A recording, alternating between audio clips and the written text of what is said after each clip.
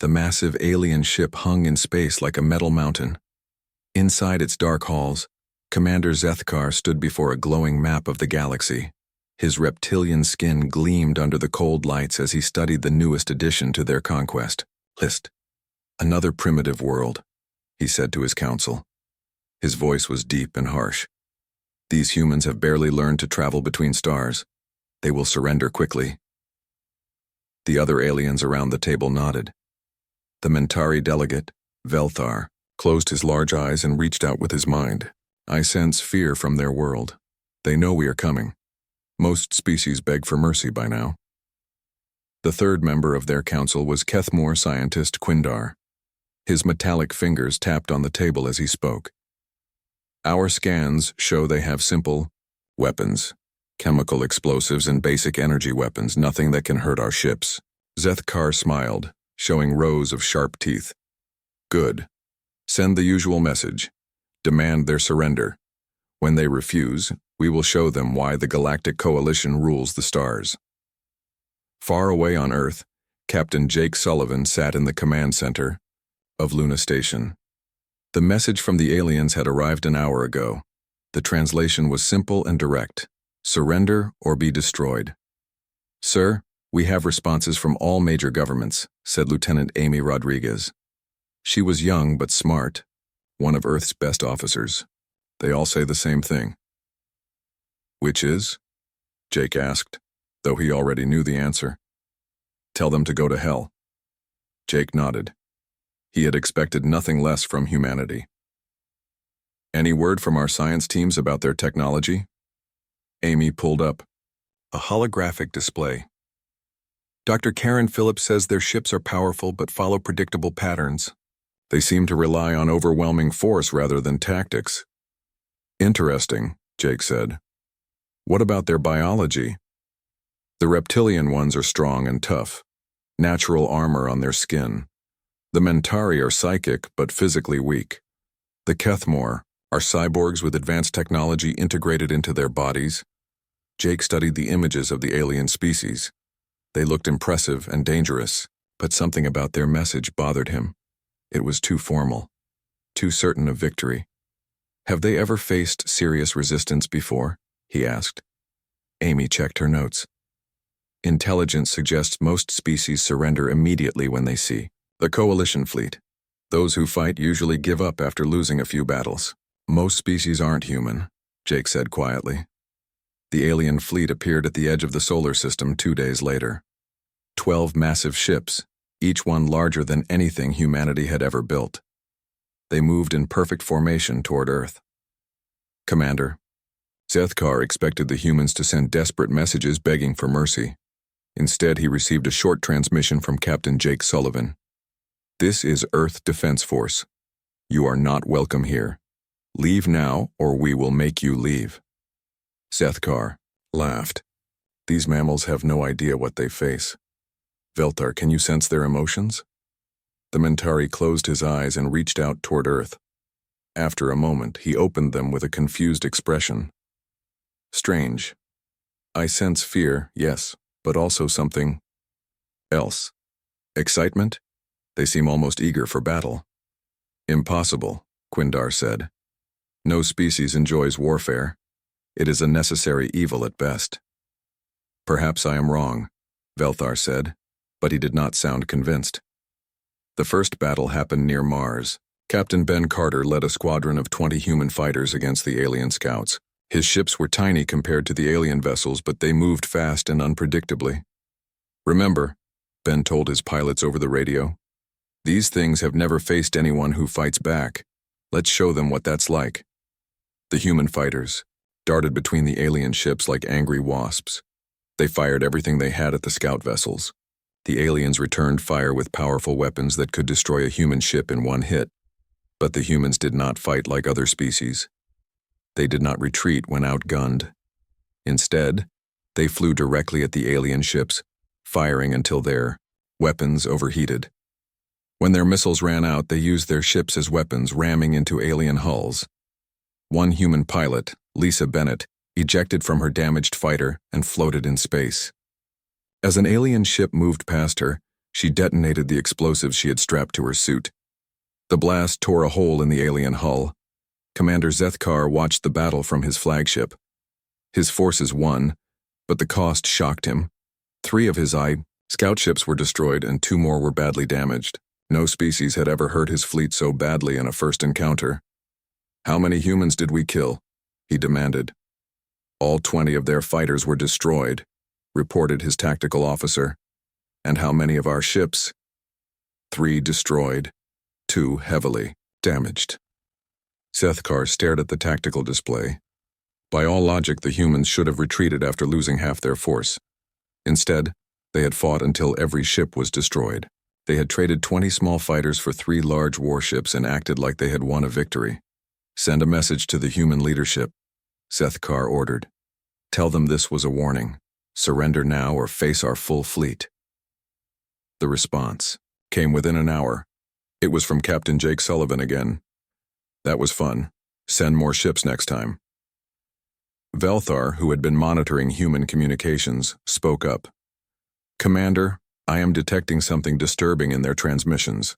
They are not mourning their dead pilots. They are celebrating them as heroes. They speak of the battle as if it were a great success."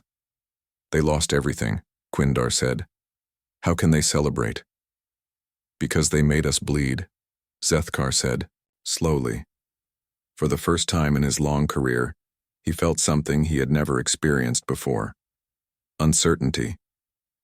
He looked at the tactical display showing Earth's position. The small blue planet seemed so harmless, but something about the humans' response troubled him. In all his years of conquest, no species had ever responded to overwhelming force with such defiance. "Send word to Coalition Command," he ordered. "Request additional ships. These humans may require more attention than we anticipated." As his message went out across the galaxy, Zethkar continued to stare at the image of Earth. The humans had lost their first battle, but somehow he felt like they had won something far more important. They had shown that the mighty Galactic Coalition could be hurt, and that changed everything. Dr. Karen Phillips stood in her laboratory surrounded by pieces of alien technology. The wreckage from the Mars battle had been brought to Earth's secret research facility in Colorado. She had been working for 3 days straight, taking apart alien weapons and computers. "This is incredible," she said to her assistant Sam Davis. "Their technology is advanced, but it's built like everything else they do. No creativity, no risks." Sam looked up from the alien power core he was examining. "What do you mean?" "Look at this plasma rifle," Karen said, holding up the weapon. "It has safety limits built into every system. The power core could produce twice as much energy, but they never push it past 50%. Maybe they're being careful?" Karen shook her head. "No, they're being afraid. Afraid to experiment. Afraid to fail. They build things to work exactly as designed and never change them." Meanwhile, at Coalition headquarters aboard the flagship, Commander Zethkar received reports that made him increasingly uncomfortable. The human response to their ultimatum had been to attack more Coalition ships. Small human vessels were striking at supply convoys throughout the outer solar system. "They should be negotiating," Zethkar said to his council. "Every species tries to make peace after the first battle. Why do they keep fighting?" Velthar shifted nervously in his chair. "I have been monitoring their communications. They speak of their dead pilots as if they accomplished a great victory. They make songs about the battle. Songs, Commander, as if war were entertainment." The Kethmore scientist Quindar brought up a holographic display. "Our intelligence shows they are studying our wreckage, but their analysis methods are chaotic. They test things we would never test." "What kind of things?" Zethkar asked. "They are overloading our power systems to see what happens. They are mixing our technology with their primitive weapons. Yesterday, they fed our computer systems a virus that should have been impossible to create." Zethkar felt his confidence slipping. "Impossible how?" "The virus was written in a programming language that does not exist. They invented it while studying our systems. On Earth, Major Tony Williams prepared his soldiers for the first ground battle. Intelligence reports showed that Vorthak troops would land near the ruins of Sydney in 6 hours. The reptilian aliens were bigger and stronger than humans, with Natural armor that could stop most bullets. Listen up, Tony told his men.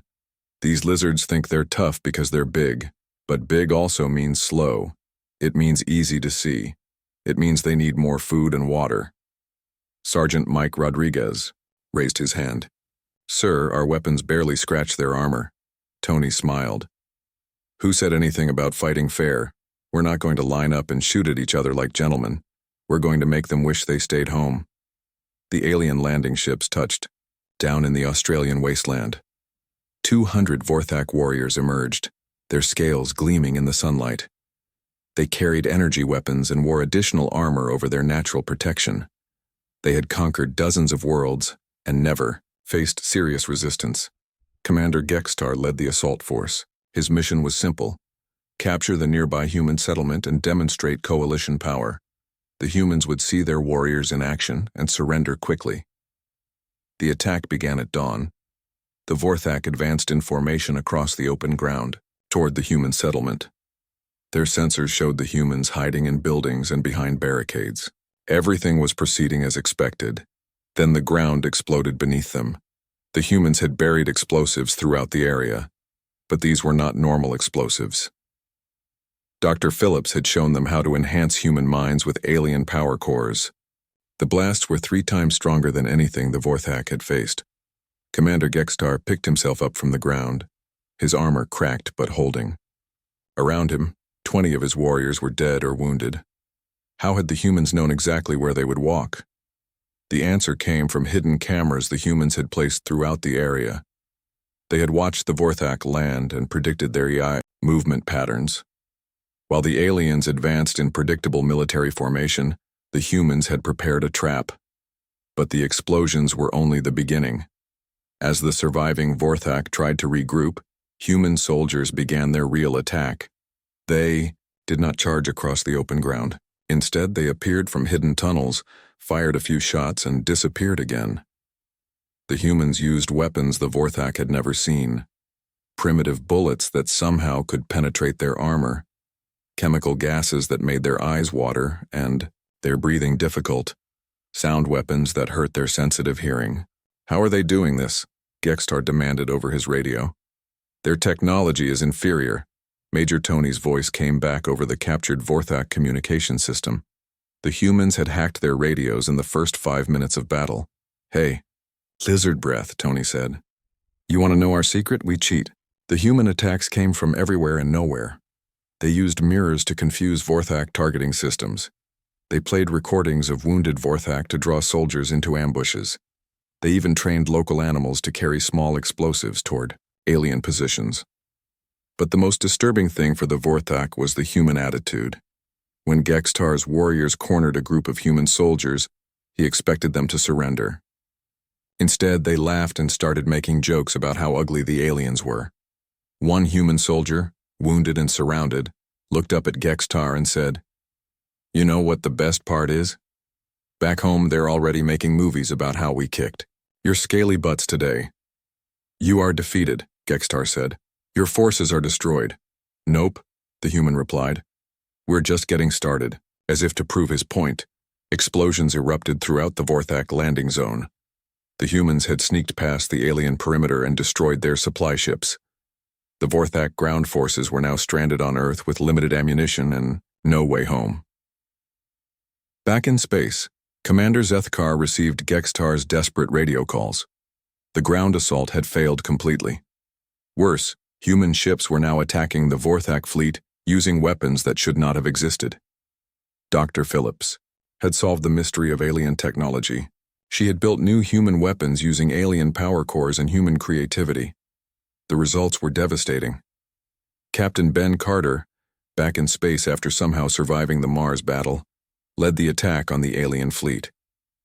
His new fighter was half human engineering and half alien technology. It moved faster than anything the Coalition had ever seen. "This is for my boys who didn't make it back," Ben said as he fired his enhanced weapons at a Vorthak cruiser. The alien ship's shields, designed to stop conventional energy weapons, offered no protection against the hybrid human-alien technology. The cruiser exploded in a ball of fire. Zethkar watched his carefully planned invasion falling apart. The humans were not fighting like any species he had ever encountered.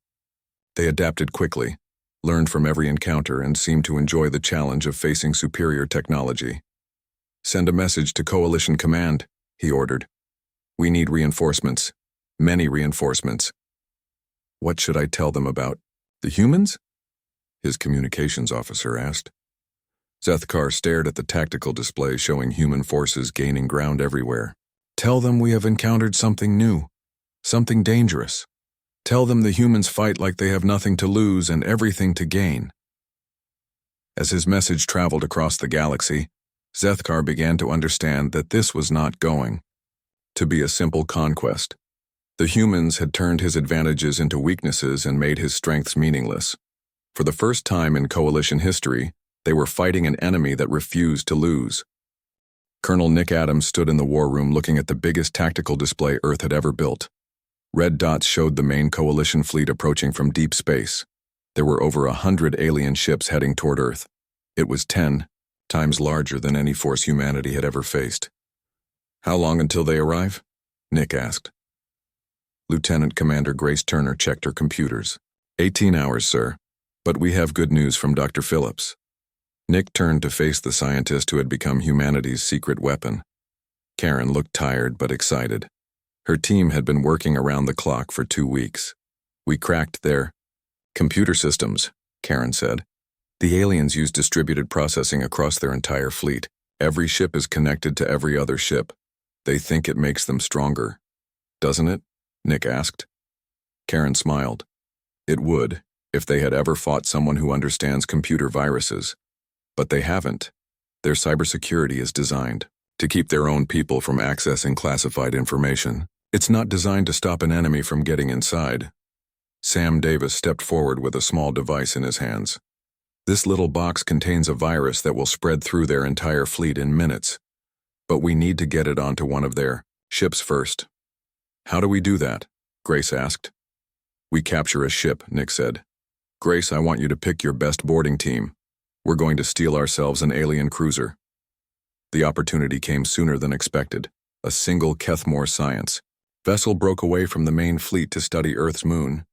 It was smaller than the warships, but still 3 times the size of the largest human vessel. Grace led 20 Marines in a modified human transport ship. Dr. Phillips had equipped them with new weapons designed specifically for fighting inside alien vessels. The boarding party included Carlos Rivera, Earth's best computer specialist, and several engineers who understood alien technology. "Remember," Grace told her team as they approached the Kethmore ship, "these cyborgs are tough, but they're not soldiers. They're scientists. They'll be confused and scared when we start shooting." The human ship attached itself to the alien vessel like a parasite. Cutting tools burned through the alien hull. Within minutes, human Marines were pouring into the Kethmore ship. The aliens inside had never experienced a boarding attack. In coalition warfare, ships fought at long range with energy weapons. The idea of enemies actually coming aboard their vessel was completely foreign to them. The Kethmore crew tried to activate their defense systems, but the humans had studied alien ship layouts for weeks. They knew exactly where to go and what to destroy. Carlos reached the main computer core while Grace's Marines secured the bridge. "This is incredible," Carlos said as he plugged his virus device into the alien computer. "Their system is completely open. No firewalls, no security protocols. It's like they never imagined anyone would try to hack them." The Kethmore captain, a cyborg named Tekla, watched in horror as humans took control of his ship. "This is impossible," he said in broken English.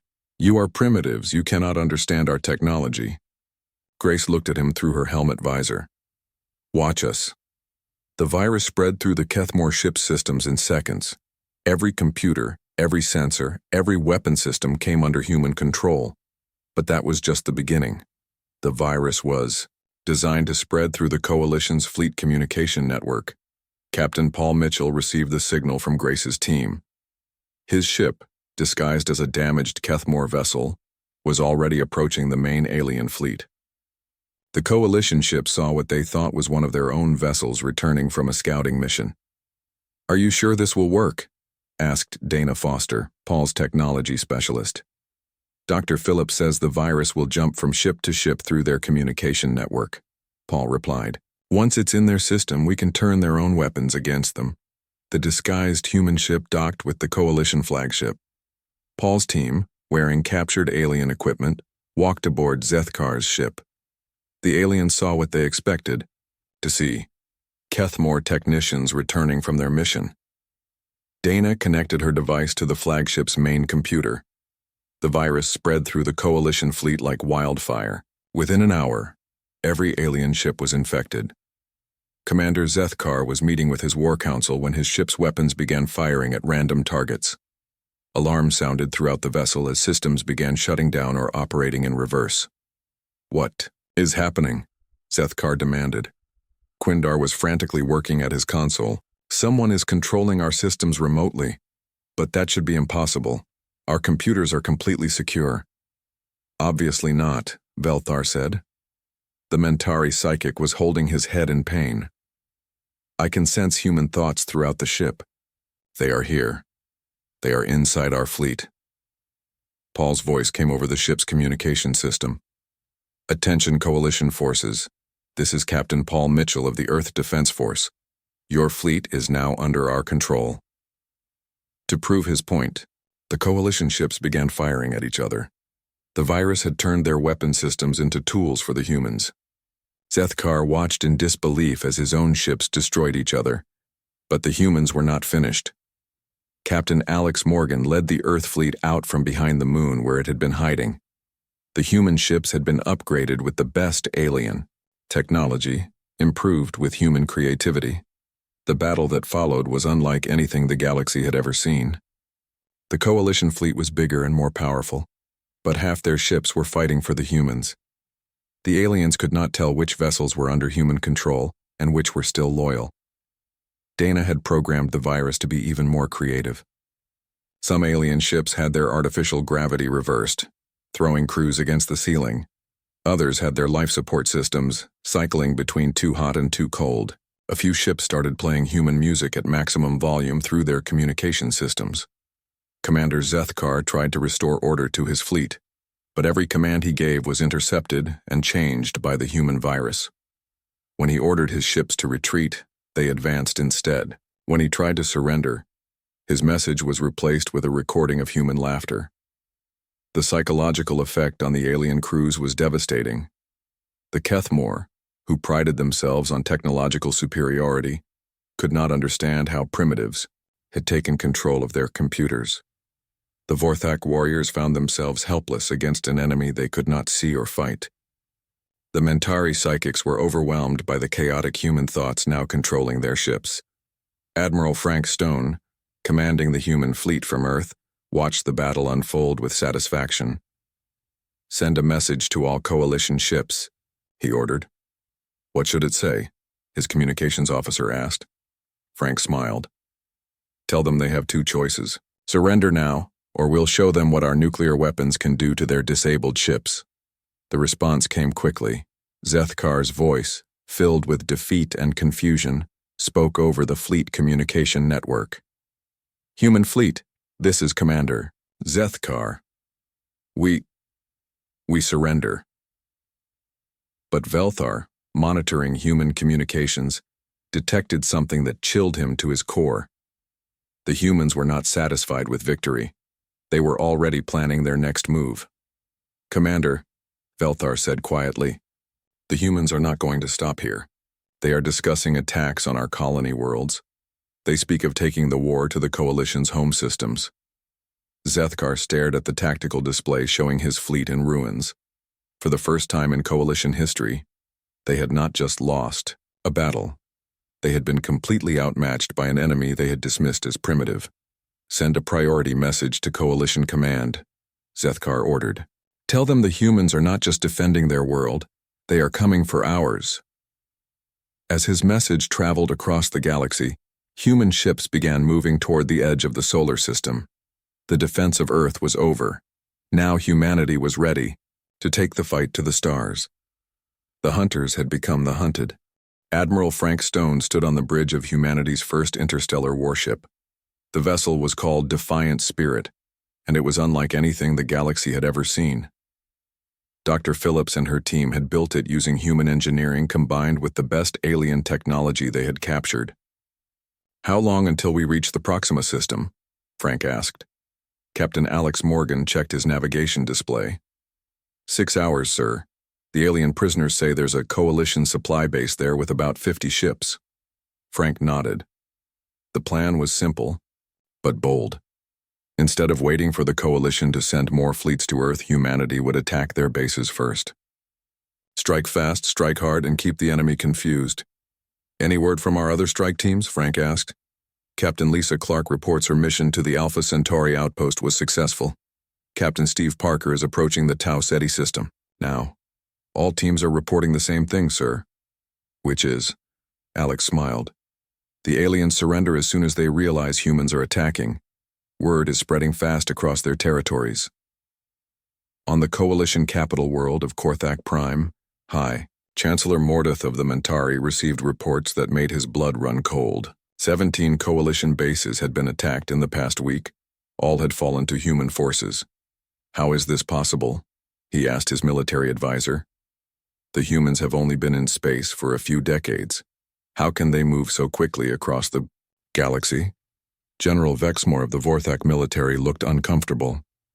"They are not fighting like any enemy we have faced before, Chancellor. They use our own ships against us. They turn our weapons into traps. They make our technology work for them instead of us." Mordeth closed his large eyes and reached out with his psychic powers. Across the galaxy he could sense the fear spreading through coalition forces.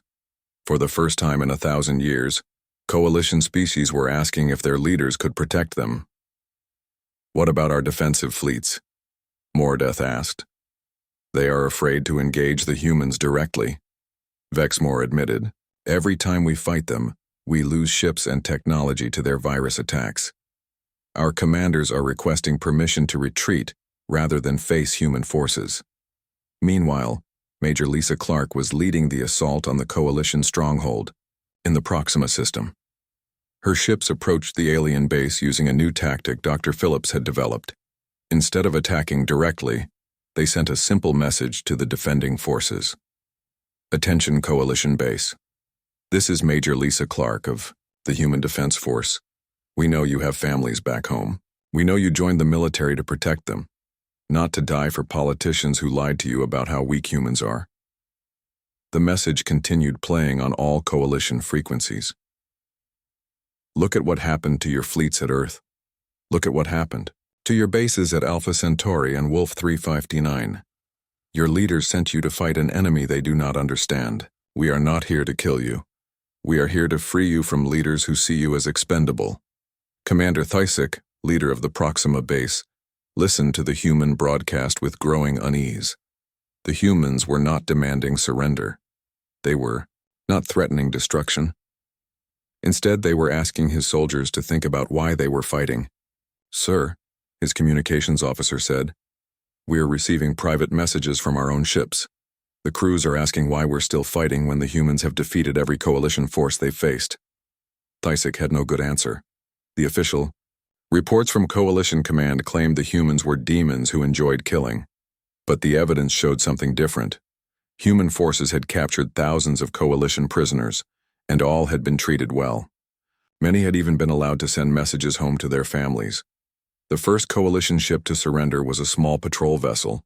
Its captain, a young Kethmore named Ziktar, broadcast a message to the human fleet. "Human ships, this is Captain Ziktar. My crew and I wish to surrender. We have families at home. We do not want to die for a war that makes no sense." Within an hour, half the coalition base had surrendered. The remaining ships found themselves outnumbered and surrounded by human vessels and their own former allies. Captain Steve Parker was having similar success in the Tau Ceti system. His approach was different but equally effective. Instead of appealing to alien emotions, he demonstrated human technological superiority. "Watch this," Steve told his crew as he targeted an empty asteroid with a new human weapon. The weapon was Dr. Phillips' latest creation. It combined human nuclear technology with alien energy systems. The result was a beam that could cut through any known material. The asteroid, several miles wide, split in half like it was made of paper. "Now imagine what that would do to your ships," Steve broadcast to the coalition forces. "You can fight us and die, or you can surrender and go home to your families. Your choice." The alien commanders in the Tau Ceti system chose surrender. But the most important battle was happening on Korthak Prime itself. Dr. Amy Chen, working with captured coalition scientists, had made a disturbing discovery about the alien alliance. "Frank, you need to see this," she said over the secure communication link to the Defiant Spirit. "What did you find?" Admiral Stone asked. "The coalition isn't united. The three species don't trust each other. The Vorthak think they're the master race. The Mentari believe they should rule because of their psychic powers. The Kethmore think their technology makes them superior." Frank understood immediately. They're only working together because they've never faced a common threat. Exactly. And now that we're beating them, they're starting to blame each other. Vorthak commanders are saying the Mentari should have sensed our attacks. Mentari leaders claim Kethmore technology failed them.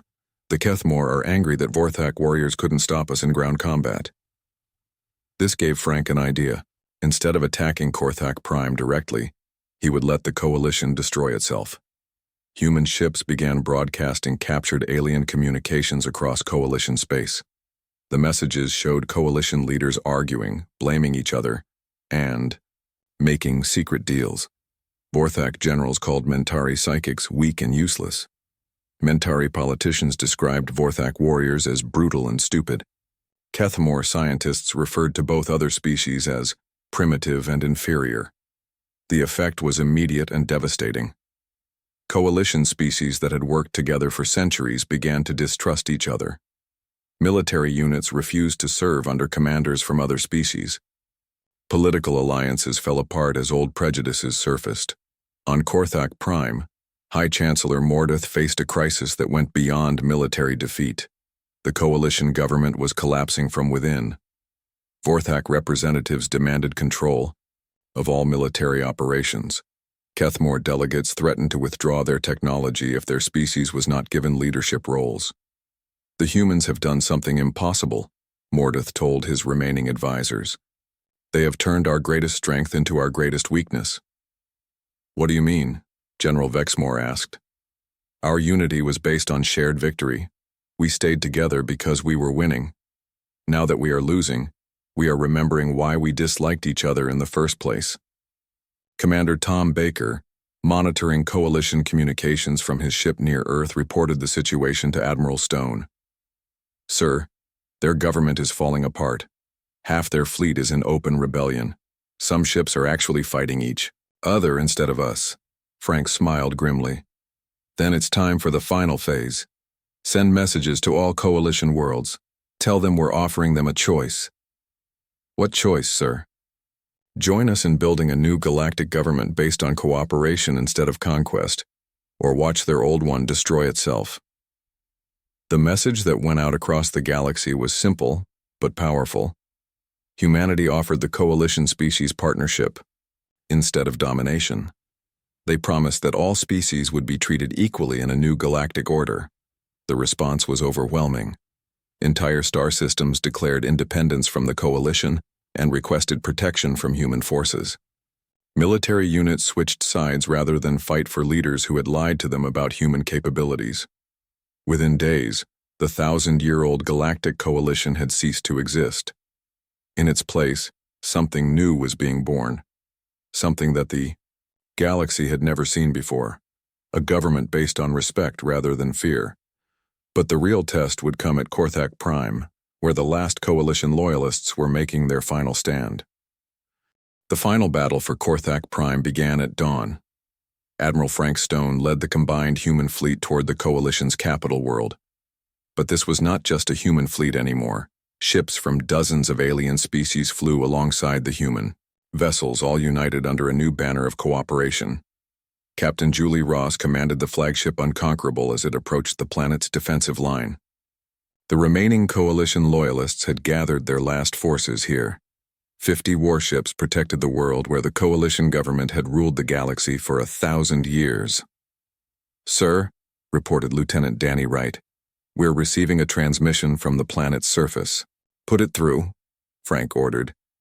High Chancellor Mordeth's voice filled the bridge. The Mentari leader sounded tired and defeated. "Admiral Stone, this is High Chancellor Mordeth. I wish to negotiate terms for the coalition's surrender." Frank was surprised. He had expected a desperate final battle, not a surrender offer. "I'm listening, Chancellor." "The coalition government is finished," Mordeth continued. "Our military has abandoned us. Our people no longer believe in our cause, but there are still those who would rather die than accept defeat. Commander Zethkar has taken control of our remaining forces. He refuses to surrender." Frank understood. The Vorthak commander who had led the first attack on Earth was making a final stand. "Where is Zethkar now?" "He has fortified himself in the old coalition military headquarters. 2,000 Vorthak warriors are with him. They have sworn to fight to the death rather than face the shame of surrender." Colonel Nick Adams, who had joined the fleet for the final battle, stepped forward. "Admiral, request permission to lead a ground assault on their position." Frank nodded. "Granted, but Nick, try to minimize casualties. These soldiers are fighting for their honor, not for conquest. I respect that." The ground battle for Korthak Prime was unlike any of the previous fights. The Vorthak warriors in the fortress were not trying to win. They were trying to die with dignity. They fought with desperate courage, knowing they could not victory, but refusing to give up. Nick led his Marines through the fortress corridors. The human soldiers had learned much about alien psychology during the war. They knew the Vorthak valued personal honor above everything else. "Attention, Vorthak warriors," Nick broadcast through the fortress communication system. "This is Colonel Nick Adams of the Human Defense Force. You have fought bravely. You have shown great courage. But your leaders lied to you about who we are." The fighting slowed as Vorthak soldiers listened to his words. "We do not hate you," Nick continued. "We respect warriors who fight for their beliefs. But this war was started by politicians who wanted power, not by soldiers who wanted honor. You can die here today or you can live to protect your families and serve with honor in a new galaxy." In the Fortress Command Center, Commander Zethkar listened to the humans' words with confusion. This was not how enemies were supposed to speak. Enemies were supposed to threaten and demand. They were not supposed to offer respect and understanding. "Sir," said his lieutenant, "the humans are offering single combat. Their colonel wishes to face you personally." Zethkar considered this. In Vorthak culture, personal combat between leaders was the most honorable way to end a conflict. If he won, his warriors could continue fighting with honor. If he lost, they could surrender without shame. "I accept," Zethkar said. The two commanders met in the fortress courtyard. Zethkar was 7 feet tall and covered in natural armor. His strength was 3 times that of a human. Nick looked small beside the alien warrior. "You are brave to face me alone," Zethkar said, raising his energy weapon. Nick drew his sidearm. "You're brave to keep fighting when you know you can't win." The duel was brief but intense. Zethkar's weapon could kill Nick with a single shot, but the human was faster and more agile. Nick used the environment to his advantage, taking cover behind walls and using the fortress's own structure against his opponent. But the fight ended in an unexpected way. As Zethkar chased Nick around a corner, he found himself face to face with a holographic display showing scenes from across the galaxy. The images showed former coalition worlds where humans and aliens were working together. Children of different species played together. Scientists shared knowledge freely. Military units trained side by side. "This is what we're fighting for," Nick said, lowering his weapon. "Not conquest, not domination, partnership." Zethkar stared at the images. In his long military career, he had never seen anything like this. Species working together as equals. No masters, no slaves, no conquerors. "Is this real?" he asked. "It's happening right now on 100 different worlds," Nick replied. "Your people don't have to be our enemies. They can be our allies. Zethkar slowly lowered his weapon. For the first time in his life, he saw a future that did not involve endless war and conquest. My warriors will surrender, he said quietly. The surrender ceremony was held in the Coalition's old council chamber. Representatives from dozens of species gathered to witness the birth of a new galactic government. High Chancellor Mordeth formally dissolved the Coalition and transferred authority to the newly formed Galactic Federation. President Sarah Johnson of Earth stood before the assembled delegates. She had been chosen to represent humanity in the new government, but her first act was to share power with the other species. The old Coalition ruled through fear, Sarah said. They stayed in power by convincing different species that they needed protection from each other. But we have learned something important during this war. We are stronger when we work together than when we fight each other. She gestured to the mixed crews of humans and aliens who had fought side by side in the final battles. From now on, no single species will rule the galaxy. We will make decisions together. We will share our knowledge, our resources, and our dreams. The response was overwhelming. Species that had been enemies for centuries agreed to work together, under human leadership. But this leadership was different from Coalition rule. Humans did not demand obedience. They offered partnership. Dr. Karen Phillips was appointed head of the new Galactic Science Council. Her first project was to share human innovation techniques with alien scientists. The results were amazing. Technologies that had remained unchanged for centuries suddenly began advancing rapidly. Commander Zethkar, surprisingly, became one of humanity's strongest supporters. He established a new military academy where human and alien officers trained together. The curriculum emphasized creativity, adaptability, and cooperation rather than rigid obedience. Even the Mentari found new purpose in the Federation. Felthar became the first alien ambassador to Earth. His psychic abilities, once used for control, now helped different species understand each other's emotions and motivations. The change was not just political, it was cultural. For the first time in galactic history, different species began to genuinely like each other. Human humor spread across the galaxy. Alien art influenced human creativity. Music, food, and ideas flowed freely between worlds. Captain Ben Carter, now an admiral in the Federation fleet, often reflected on how much had changed. The war that began with alien overconfidence had ended with genuine friendship between species. You know what the strangest part is?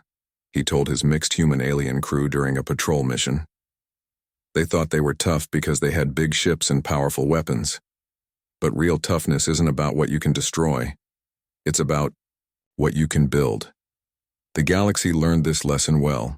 The new Federation built schools instead of prisons. They created trade routes instead of conquest fleets. They established colonies where different species lived together, instead of separate territories for each race.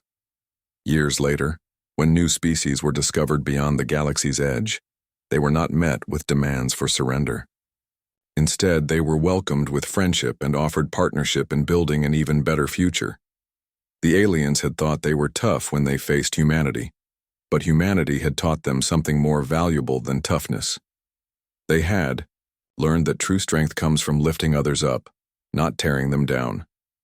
And so the galaxy became a place where being different was celebrated, where creativity was valued above conformity, and where the greatest honor was not in conquering enemies but in making friends. The human way had become the galactic way,